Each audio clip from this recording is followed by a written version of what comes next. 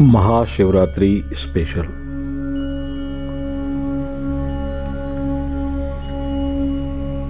Mahashivratri special की छठी श्रृंखला में आप सभी भक्तों का बहुत बहुत साधुवाद। तो छठी श्रृंखला शुरू करते हैं।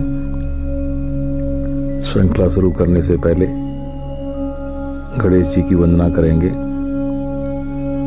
ओम गम गणपतये नमः।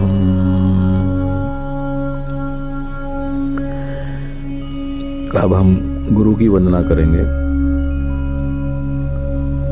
गुरुर् ब्रह्मा गुरुर्विष्णु गुरुर्देवो महेश्वरा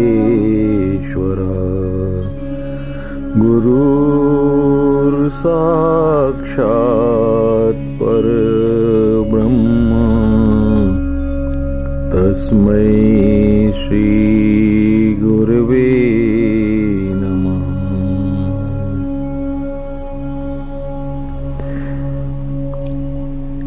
एक भक्त ने पूछा है,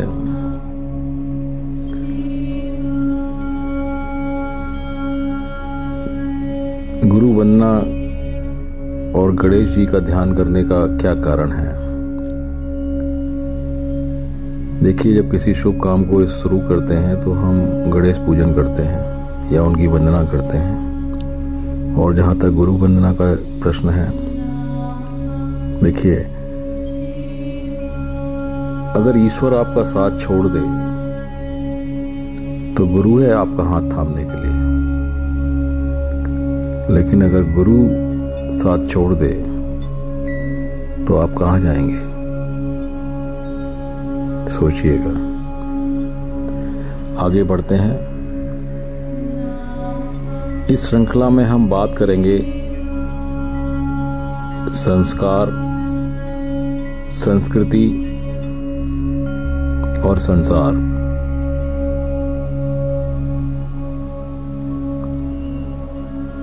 अब तक 5 भागों में से पिछले 3 भागों में हमने शिवरात्रि व्रत के बारे में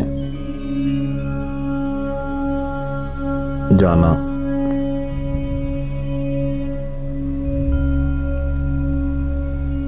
अब इसको एक नया आयाम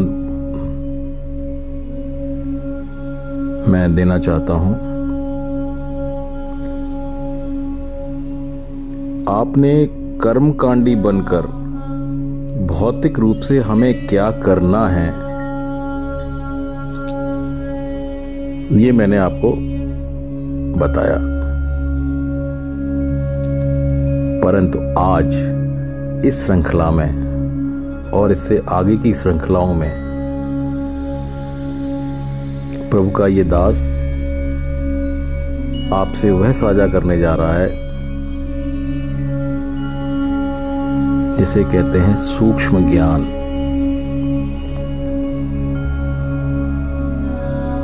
आत्मा से परमात्मा तक पहुंचने का जो ज्ञान योग है, उसे ही सूक्ष्म ज्ञान कहते हैं।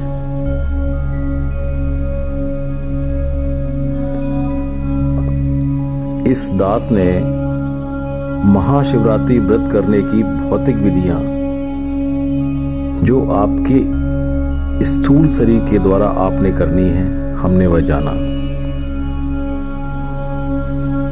परंतु क्या आपने कभी सोचा है कि ये सब व्रत, उपवास, पूजा, यज्ञ, जागरण, भंडारा, पवित्र नदियों में स्नान आदि आदि, ये इतने सारे संस्कार हमारे सनातन धर्म में क्यों किए जाते हैं और इनके करने से क्या होता है। हमारे सनातन धर्म में ऋषियों मुनियों ने घोर तपस्या और यज्ञ करके हमारे को वेद सरीखे, पुराण सरीखे जो शास्त्र दिए हैं, इतने मोटे मोटे हैं कि पढ़ना तो दूर लोग देखकर ही घबरा जाते हैं। तो क्या है इनमें ऐसा? चलिए, सभी लोग तो इन सभी मोटे मोटे वेद और पुराण को पढ़ नहीं सकते। दूसरा, संस्कृत पढ़ना और समझना, खासकर वेदों का जो ऋचाएं लिखी हुई हैं,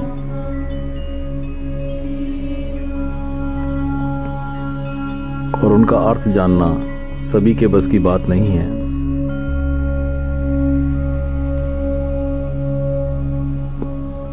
तो हम शुरू करते हैं बिना समय गंवाए। आज की हमारी चर्चा रहेगी संस्कार, संस्कृति और संसार पर।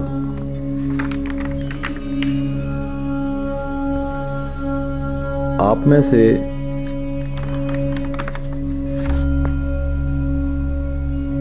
मेरे ख्याल से कोई भी ऐसा नहीं होगा कि इस कलयुग में हम नहीं चाहते हों कि सतयुग या त्रेता युग आ जाए। जब हम बात करते हैं सतयुग या त्रेता युग की, तो हम कहते हैं राम राज्य आ जाए। आजकल बड़ा चर्चा में है राम राज्य। सोचते हैं ना, पर एक होता है सोचना और दूसरा होता है उसके लिए कुछ करना। अच्छा, एक बात बताइए, आप रोज सुबह सुबह जब उठते हैं तो बहुत से लोगों का तो दिन चाय और अखबार से शुरू होता है। जो पुराने लोग हैं, जो नए लोग हैं ना, वो उठते ही अपना मोबाइल पकड़ लेते हैं और शुरू हो जाते हैं उसको स्क्रॉल करना।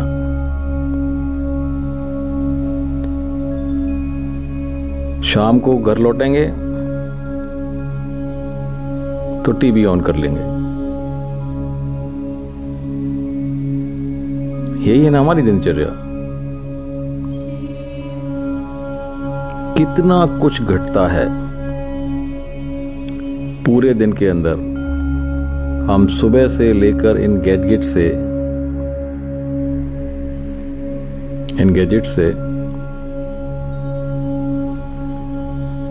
देखते और सुनते हैं। अरे टीवी, अखबार और मोबाइल को छोड़ो यार, हमारे घर के आसपास आजकल इतना कुछ घटता है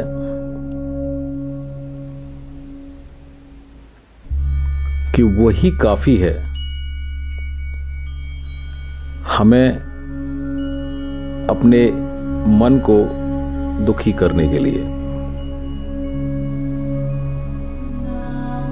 तो मन में सबसे पहला ये विचार आता है, और आना भी स्वाभाविक है, कि कब तक ऐसा चलेगा? कौन इस दुनिया को बदलेगा? कैसे इस दुनिया को बदला जाएगा? अब देखिए क्या होता है। हमेशा हमारी उंगली कहीं और ही जाती है।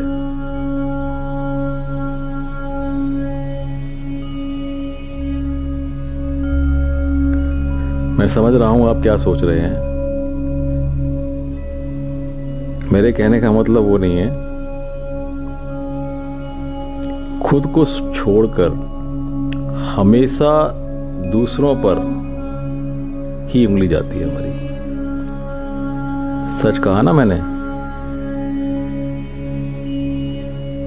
हम सोचते हैं या कहते हैं उनको ये करना चाहिए, वो करना चाहिए, ऐसे होना चाहिए, वैसे होना चाहिए।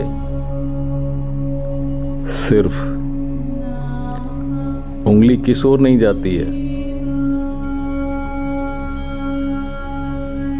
रखिए, अब रखिए जरा उंगली, किसको कुछ करना चाहिए।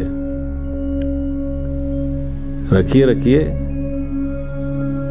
किसको कुछ करना चाहिए। उत्तर है मुझको। मुझको कुछ करना चाहिए। हमारे पूर्वज जो भी कहते थे वह ज्ञान गूढ़ व्यावहारिक ज्ञान था।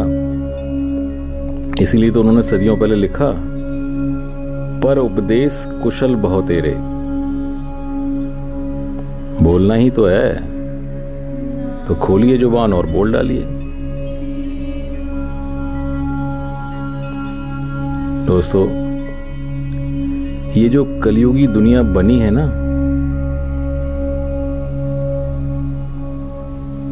इसमें अच्छा बताइए, इसको बनाने में किस किस का योगदान है।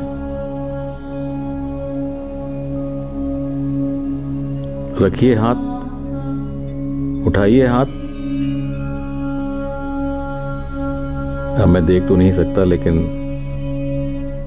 आप कमेंट बॉक्स में लिख के बता सकते हैं कि आप में से किस किस ने हाथ उठाया। जिसने हाथ उठाया उसमें है हिम्मत सच को स्वीकारने की, और जिसने नहीं उठाया वो आज भी झूठ की दुनिया में जी रहा है। अच्छा, यदि आपने हाथ उठाया है तो आप इस ऑडियो को आगे सुने, अन्यथा इसको यहीं रोक दें और अपना समय किसी और काम में लगाएं। आप सोच रहे होंगे क्या फायदा इतनी लंबी लंबी ऑडियो भेज देते हैं इनको सुनने में, किसके पास इतना समय है ये सब बकवास सुनने का। इन सब से कुछ नहीं हो सकता, सच भी है। खैर छोड़िए, आगे बढ़ते हैं। हम सभी ने इस कलयुगी दुनिया बनाने में योगदान दिया है। मैं फिर से बोलता हूं, हम सभी ने इस कलयुगी दुनिया बनाने में कंट्रीब्यूट या योगदान किया है। अच्छा चलिए, 1 मिनट आप अपनी आंख बंद करिए।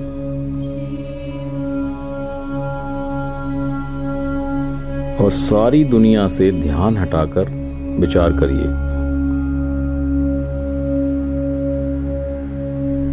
कि मेरे ऐसे कौन से संस्कार हैं,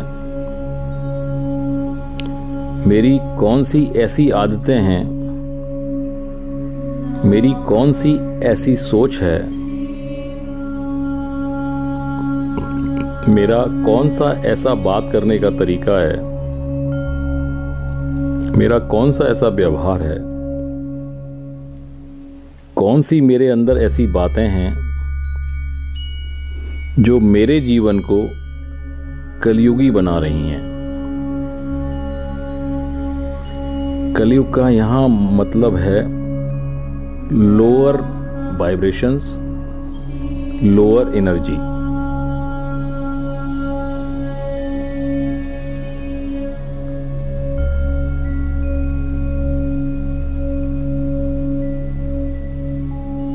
सोचा आपने?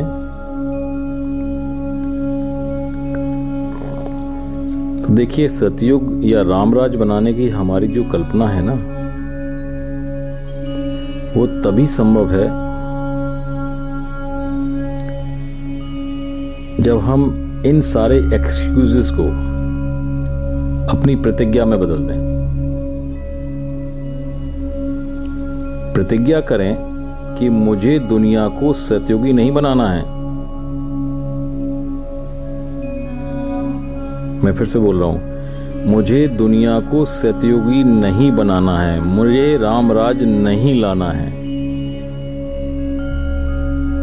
बाय द वे, हमारे बस का है भी नहीं। और जो हमारे बस का नहीं है उसे सोचने से क्या फायदा, यही सोच रहे होंगे ना आप।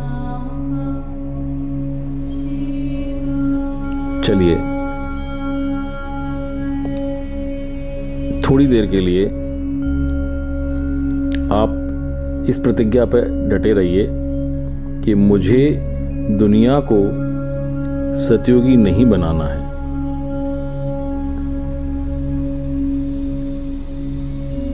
अब मैं कहता हूं कि अगर दुनिया को सतयुगी बनाना है तो आपको एक छोटा सा काम करना होगा।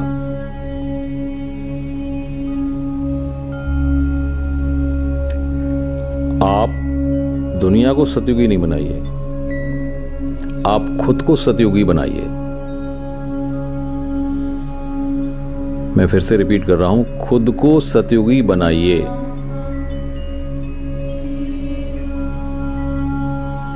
अगर हम ये सोचते हैं कि अपने देश को विश्वगुरु बनाएं या सोने की चिड़िया बनाएं, तो ये काम हम अकेले नहीं कर सकते हैं।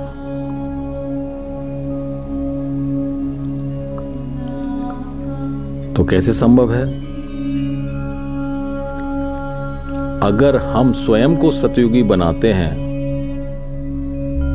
तो देश, विश्व, ब्रह्मांड अपने आप सतयुगी बन जाएगा, यानी कि रामराज स्वतः ही आ जाएगा।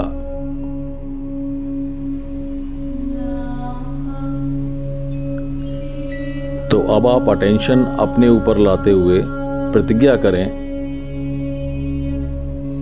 कि क्या आप आज से नहीं, अभी से खुद को सतयुगी बनाने के लिए तैयार हैं?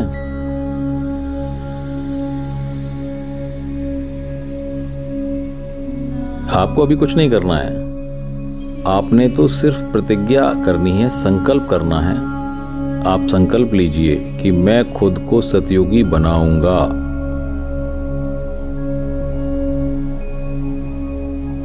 अब आते हैं उन 3 शब्दों पर जहां हमने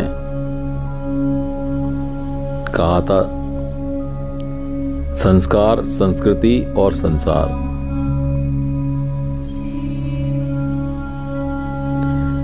आज हम संसार में रहकर संसार को देख रहे हैं और इसी संसार को बदलना चाहते हैं।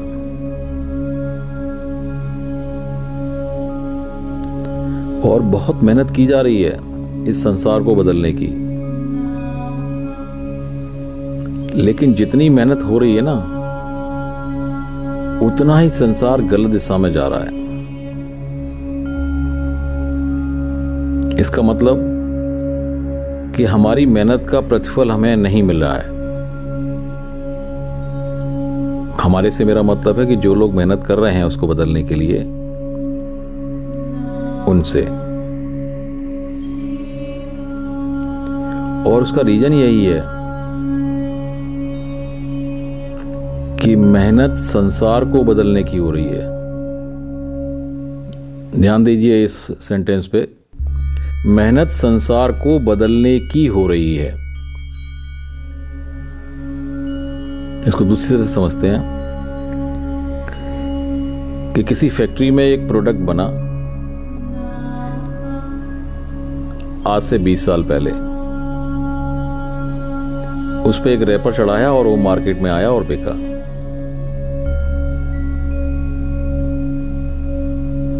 अब प्रोडक्ट तो वही है, हम रैपर बदल बदल कर संसार को वही प्रोडक्ट बार बार परोस रहे हैं।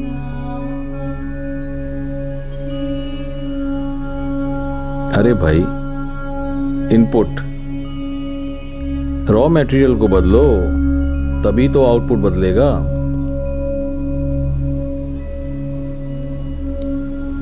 संसार नहीं, संस्कार को बदलो। दोबारा से रिपीट कर रहा हूं, संसार नहीं, संस्कार को बदलो। अर्थात इक्वेशन बदलने की जरूरत है। संसार को बदलने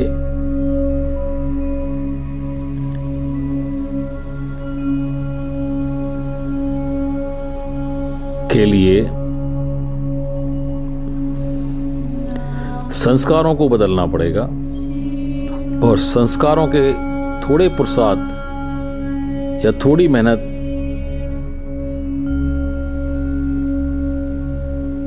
करने की आवश्यकता है।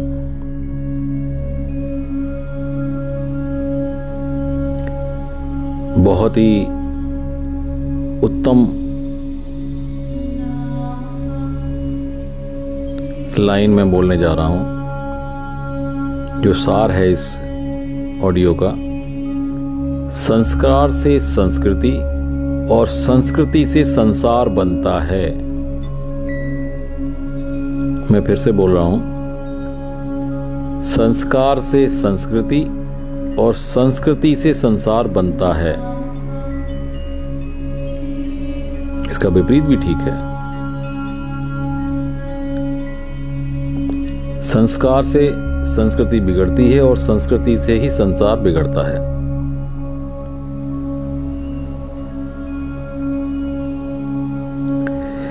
अब ये कैसे होगा, तो थोड़ा आगे बढ़ते हैं।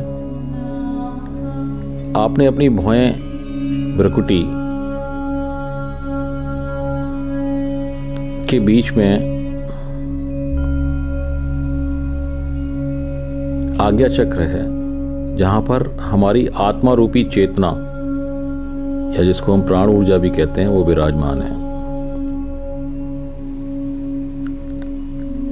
हर क्षण विचार कर रही है, सोचती जा रही है। अब 1 मिनट ध्यान दें कि हमारी हर सोच, हर संकल्प, हर प्रतिज्ञा का क्या और कितना प्रभाव पड़ता है।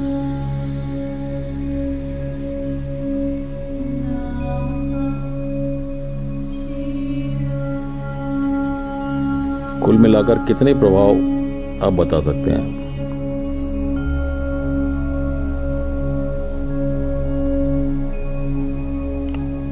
थोड़ा जोर डालिए, कोशिश कीजिए। नहीं याद आ रहा है, कोई बात नहीं, प्रभु मदद करेंगे।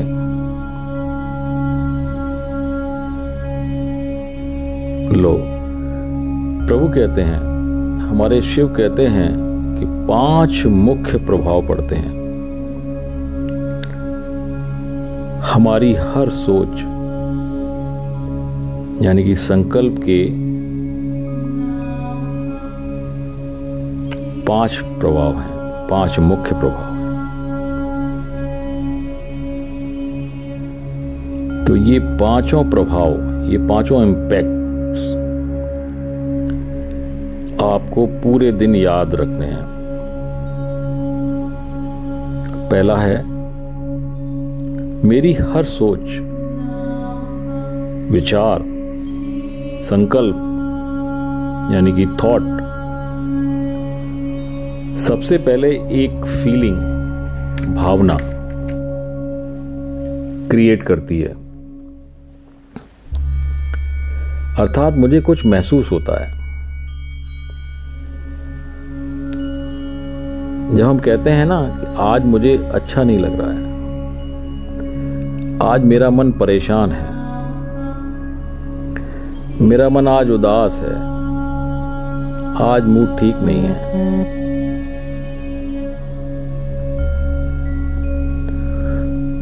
तो इसका मतलब क्या है कि मैंने ऐसी कोई सोच रखी थी जिसकी वजह से मेरा मन परेशान हो रहा है।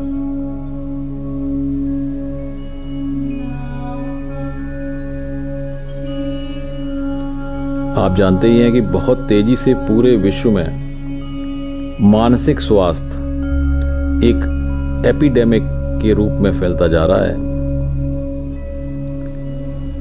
हमारी हर सोच का प्रभाव हमारी फीलिंग्स यानी कि भावनाओं पर पड़ता है।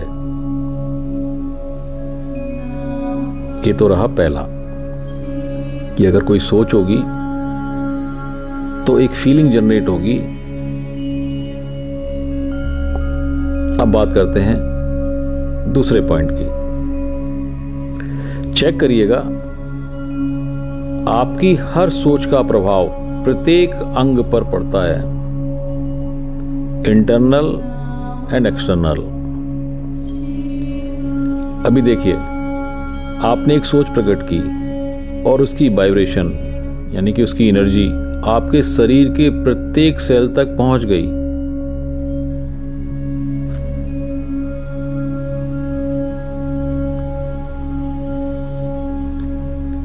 हम बीमार पड़ते हैं या हमको कुछ अच्छा नहीं लगता है, तबीयत ठीक नहीं होती है, तो हम डॉक्टर के पास जाते हैं। डॉक्टर देखता है, आपसे पूरी आपकी बात सुनता है और एक फिक्स जवाब देता है आजकल, लाइफ स्टाइल ठीक करो भाई।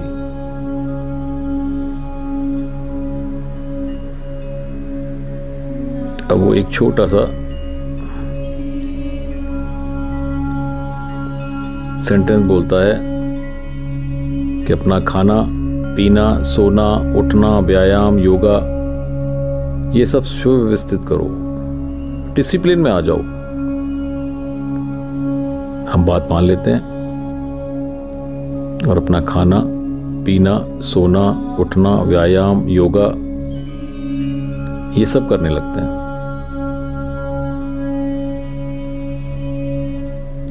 अर्थात डॉक्टर और डाइटिशियन के चार्ट के अनुसार एकदम सब कुछ करने की कोशिश करने लगते हैं। यहां मैंने कोशिश शब्द का प्रयोग किया है, जानबूझकर किया है, क्योंकि जब हम परेशानी में होते हैं ना, तो डॉक्टर के बताए हुए मार्ग पर हम कुछ दिन तक चलते हैं, बिल्कुल एकदम अच्छी तरह फॉलो करते हैं, और जैसे ही थोड़ा ठीक महसूस किया, बैक टू स्क्वायर, वापस उसी स्थिति में। हुआ क्या? वास्तव में हमने अपनी सोच नहीं बदली, सतही रूप से स्थूल शरीर को मैनेज कर लिया।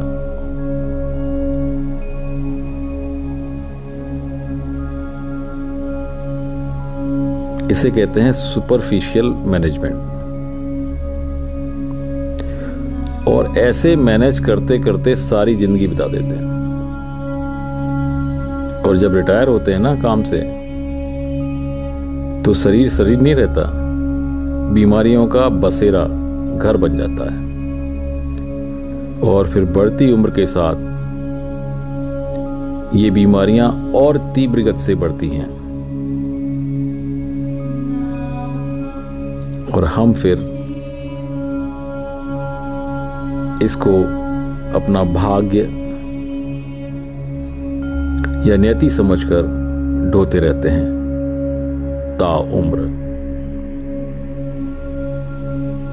चलिए मान लेते हैं कि 100 में से एक व्यक्ति ने डॉक्टर की सलाह मानकर लाइफस्टाइल मेंटेन कर भी ली।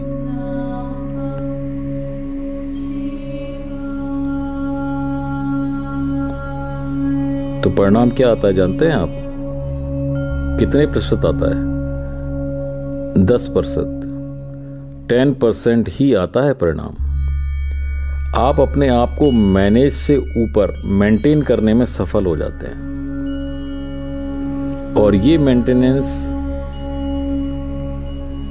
अगर जरा भी छूटी या स्किप की आपने,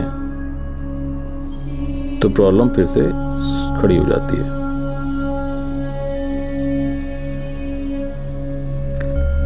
देखिए, यहां यह समझना जरूरी है कि आपका स्थूल में भौतिक शरीर, जिसका साइज 5 फीट से लेकर 6.5 फीट या एक आध केस में थोड़ा ऊपर नीचे हो सकता है, इस स्थूल शरीर में जो प्राण ऊर्जा है, ध्यान से सुनिएगा, उसका 80 से 90% हिस्सा जिस पर आपका स्थूल शरीर कार्य कर रहा है, सूक्ष्म शरीर के द्वारा मेंटेन किया जाता है। अर्थात आपका स्थूल शरीर आपको डॉक्टर की सलाह पर बस 10% ही राहत देता है और आप इस 10% राहत से अपने आप को इतना खुश महसूस करते हैं कि आप पिछली सारी बीमारियां, दर्द इत्यादि को भूल जाते हैं।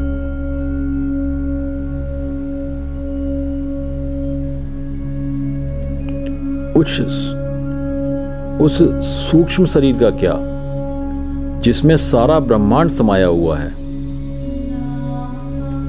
अरे वही आत्मा जो 80 से 90% तक आपके सूक्ष्म शरीर रूपी प्राण ऊर्जा को चलाती है।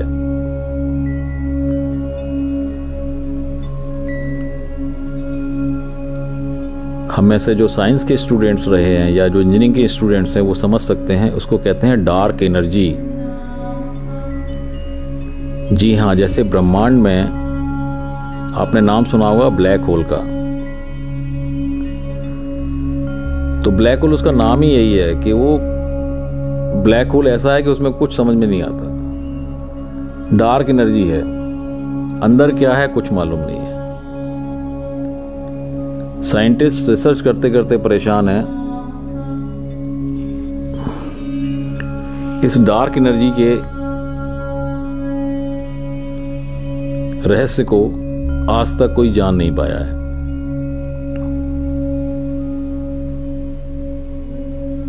और मजेदार बात यह है कि हमारे ऋषियों और मुनियों ने, तपस्वियों ने हजारों साल पहले वेदों में और पुराणों में इस ब्लैक एनर्जी या डार्क एनर्जी या ब्लैक होल के बारे में लिखा ही नहीं है, महसूस किया है, जिया है, जाना है और फिर उसको कलमबद्ध किया है। देखिए, हमारे शरीर में जो सूक्ष्म शरीर है ना, अंदर उसमें 72,000 से 80,000 तक नाड़ियां हैं। कितनी? 72,000 से 80,000 तक नाड़ियां हैं और 112 ऊर्जा चक्र हैं। 112।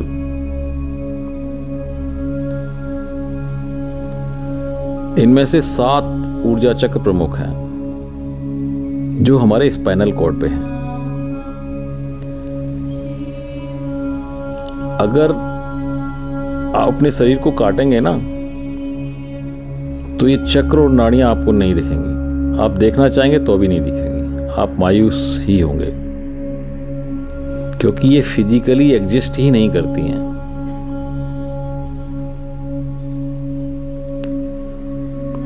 इसको एक लकड़ी के टुकड़े से समझने का प्रयास करते हैं। एक सूखी लकड़ी का टुकड़ा अगर आप लें तो बाहर से उसको आप देखेंगे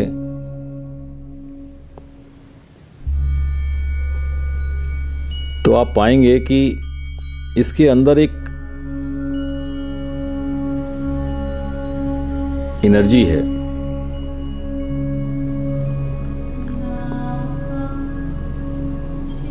आप जानते हैं कि इसके अंदर एक एनर्जी है, लेकिन आप उसको देख और महसूस नहीं कर सकते।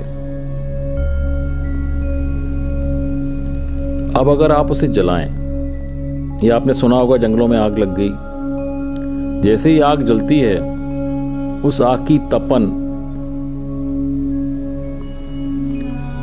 एनर्जी, हीट, वह उस लकड़ी से जलने वाली आग का रूप दोनों आप देख पाते हैं। ठीक उसी तरह आप भी अपने अंदर सूक्ष्म शरीर में इस डार्क एनर्जी को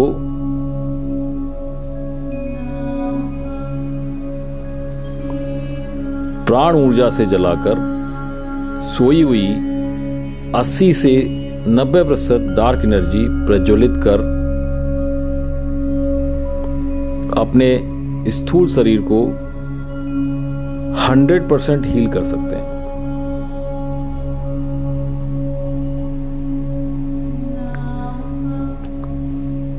चलिए वापस आते हैं डॉक्टर और हॉस्पिटल पर। अब जरा 20 साल पीछे जाते हैं। आपके शहर में कितने हॉस्पिटल थे? किसी बड़े से बड़े शहर को ले लो आप, 2 या 3 बड़े हॉस्पिटल हुआ करते थे। आज हर मोड़ पर आपको डॉक्टर और हॉस्पिटल मिल जाएंगे। अब सोचने वाली बात यह है कि इतने हॉस्पिटल में होता क्या है। आप जरा जाइए हॉस्पिटल में, आप जैसे ही एंटर करेंगे आपको खड़े होने तक की जगह नहीं मिलेगी।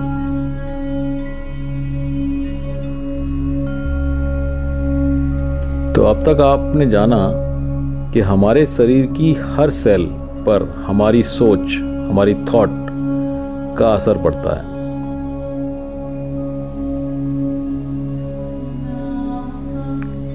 अभी हम अपनी वाणी को यहीं पर विराम देते हैं और अगले भाग में हम तीसरे प्रभाव और उससे आगे की चर्चा करेंगे। ओम नमः शिवाय। ओम श्री महाकालेश्वराय नमो नमः। शुभ रात्रि। धन्यवाद।